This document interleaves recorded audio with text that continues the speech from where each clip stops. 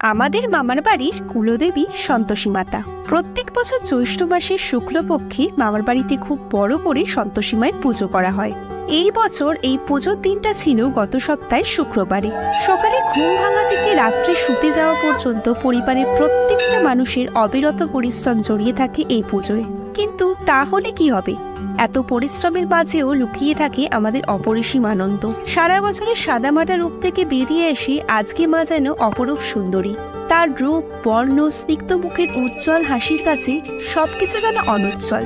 পুজো, ভোগ অর্পণ, নারকেল ফাটানো, পুষ্পাঞ্জলি, যজ্ঞ করা, পুজোর শেষে 8টা বাচ্চাকে খাওয়ানো ইত্যাদি বিভিন্ন নিয়ম আছে এই পুজোর। ঠাকুরের অরিজিনাল ভোগ আমার দিদা, মানে এই মন্দিরের প্রতিষ্ঠাতা, তিনি নিজেই দায়িত্ব নিয়ে করে থাকেন এত বয়সেও। কলকাতার বুকে কটা সন্তোষী মায়ের মন্দির আছে আমার জানা নেই, তবে আমার কাছে এই মন্দিরের গুরুত্ব অপরিসীম।